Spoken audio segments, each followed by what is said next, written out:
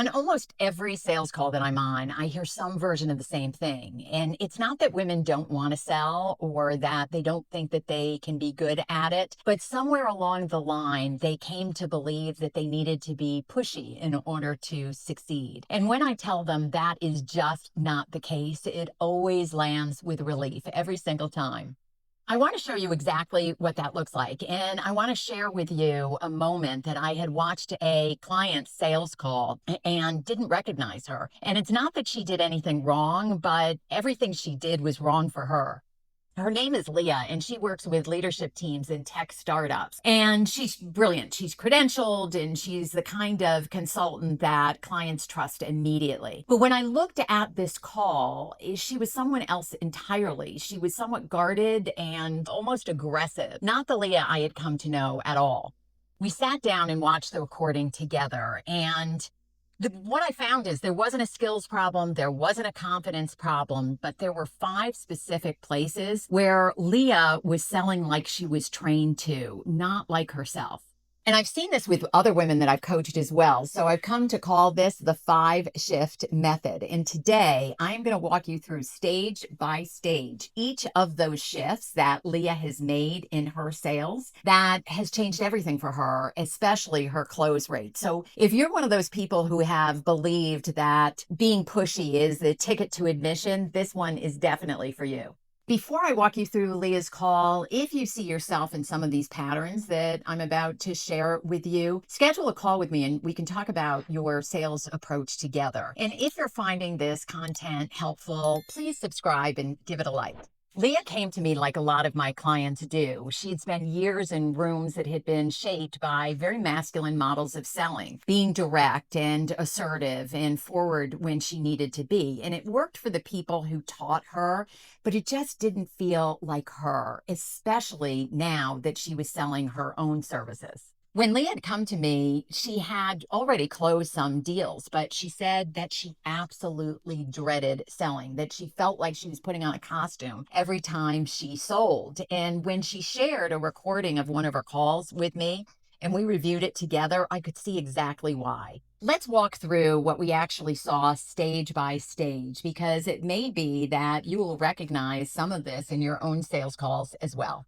The traditional model operates with control, set the agenda, establish authority, and build rapport. Leah's opening did that, and it was polished, but it was pretty impersonal. She chatted about the weather, but there was no real feeling that this was one human being connecting with another human being. It was all business. So I suggested that on her next call that she leads with the intention of connection. And this is a small shift, but it's really about not building rapport for rapport's sake, but really being curious about the people in the room and the potential connections that you have. It's about showing up as a human being and allowing them to show up as a human as well. Leah then transitioned to the needs analysis, and this is where it got hard to watch because it felt more like an interrogation. Question, answer, question, answer. It felt like a lot of data collection and not a lot of insight.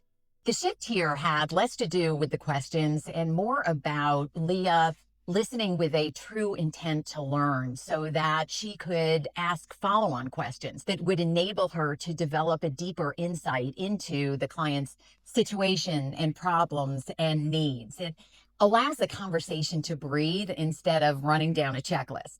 Once Leah felt that she had the information necessary, she turned to her pitch and she pitched hard. She told them exactly what she would do, when she would do it, how she would do it, and it just didn't land well.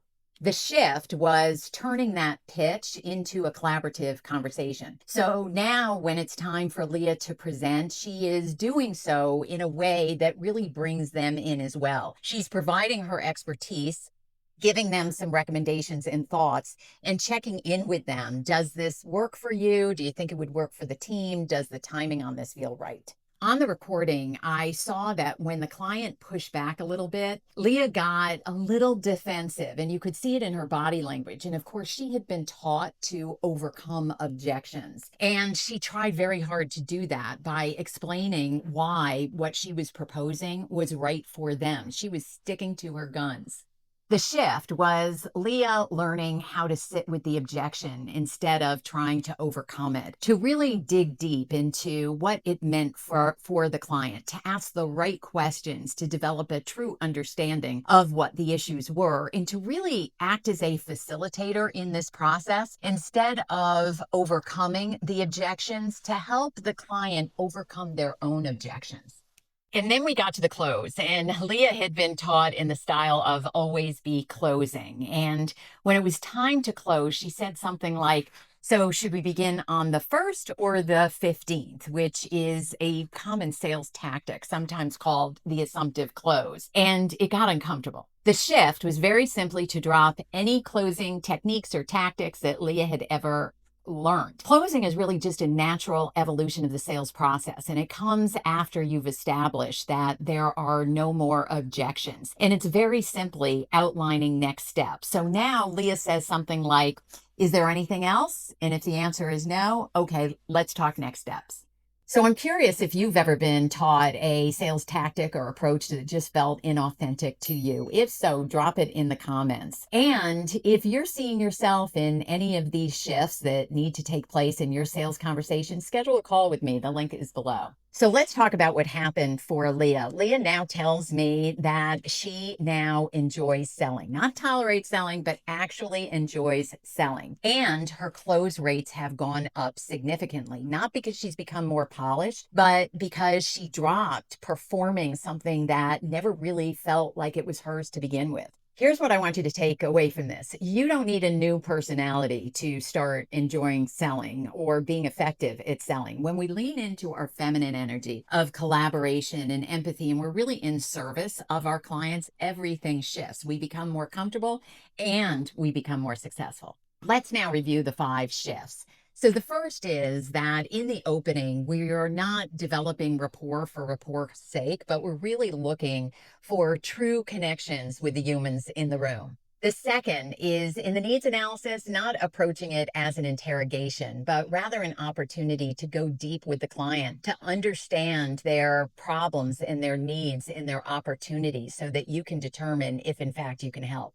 The third is shifting from pitching your offer to looking at it as more of a collaborative effort and inviting the client to help to shape what the best solution looks like for them. The fourth is shifting from handling objections to creating a climate and facilitating a situation where you are helping the client to resolve their own objections. And finally, the fifth is instead of employing old, outdated, masculine closing techniques, to look at the close as just a natural evolution of the sales process and what comes naturally after all objections or obstacles have been resolved. It's really just moving to next steps. If you see yourself in any part of Leah's story, and maybe you've been told or felt that you need to be pushy in order to be effective in sales, schedule a call with me and we can chat about it. The link is below, and I'll see you on the next one.